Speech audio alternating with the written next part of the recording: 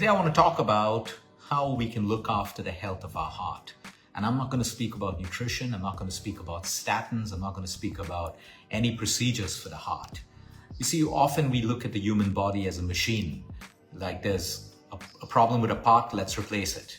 Okay, there's some issue, let's change the oil, like in a car. It's not always that. Today, what we're going to look at when we talk about heart health is the way we feel.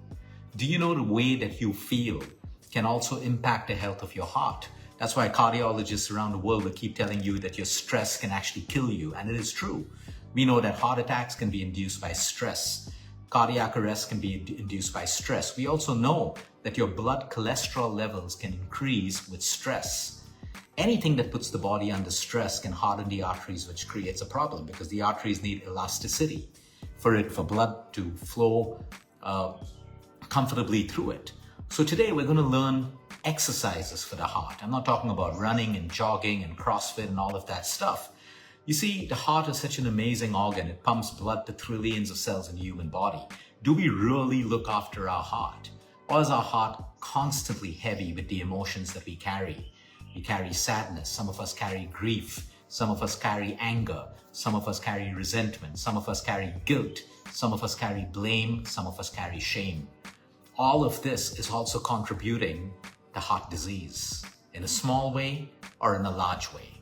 You've heard about people dying of a broken heart. Well, it's absolutely true. And yesterday on one of my podcasts with a cardiologist, Dr. Jonathan Fisher, he actually explained that it is a medical phenomenon, dying of a heart attack. Well, dying of heartbreak. So today we're going to go over simple questions because today all of us are living in a world where there's chaos, there's harmony, there's disharmony. Some of us suffer from loneliness, which is a huge problem. It can also lead to disease. Some of us have suppressed emotions over the years, even from our childhood. Some people carry repressed emotions. All of this sits in our heart and affects trillions of cells in the human body. Now let's start off with a simple exercise. And the whole idea is you can take your time. If I ask all of you to close your eyes right now and think of something or someone, the moment you think of something or someone or something that someone said to you, the moment you think of this, you feel this deep, warm feeling in your heart. I want you to do that right now. Close your eyes. Think of something, someone, or something that someone said to you that the moment you remember it, the moment you think of it, you feel your heart filled with warmth. Think about this right now. For some of you, it may be instantaneous. For some of you, you could be struggling to think of that. And you ask this to a child. You ask this to a 5-year-old, a 7-year-old, an 8-year-old, a 10-year-old, and who's not yet corrupted with social media and stuff like that, because there's a huge difference. It won't work for the kids who are corrupted with social media and screen time. And that's actually something more dangerous because their minds and their subconscious minds are already wired and programmed the wrong way. For everyone else, a child would instantly be able to come up with something. Human adults a little later because we have so many layers and we have so many, that we need to go deep into our minds and hearts to find out that instance. Well, if you got it instantly, great job. Now, what is that warm feeling that you get in your heart? The moment you feel that warmth, it is literally changing the chemistry of your blood.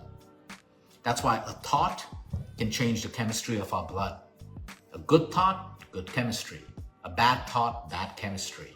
A violent thought, violent chemistry. Immense chaos and disharmony amongst trillions of cells in the human body.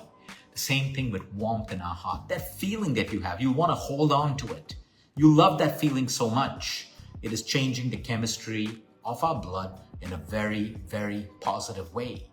That's why we can go through our medical treatments feeling the worst about the treatment. We have that kind of outcome.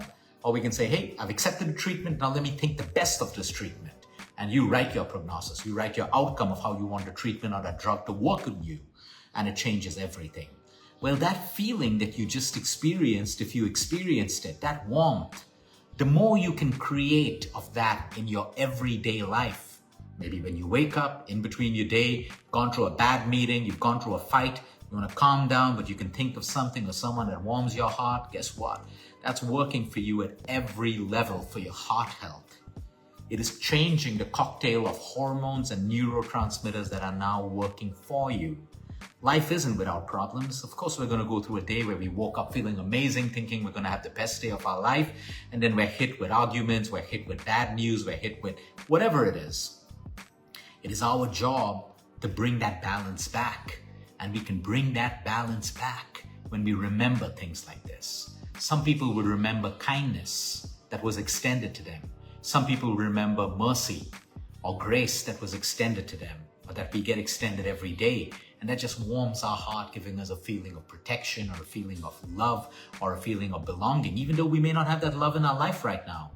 But we can create those moments by remembering times that we were loved or we are being loved. But we forget about all the good things and we start to focus on the bad things. This feeling of warmth is great for our health at every level. For inflammation, for your immune system, even for your cognitive health. Now, let's understand how we can build this more into our lives. The homework that all of us have today is very simple. It's fun homework. Just do it. Just because I'm not charging you for this homework doesn't mean you take it for granted. I know people would do this homework when I charge them a lot of money. It's not about that. It's about us just doing the things that matter to us. So number one, all of us are going to build a playlist. A music playlist on our phones. Whether you have Apple, whether you have Spotify, you're going to build a playlist. It could be 2 songs, it could be 4 songs, it could be 10 songs. Keep it simple. Of songs that the moment you listen to it, you feel that warmth in your heart. You feel so good.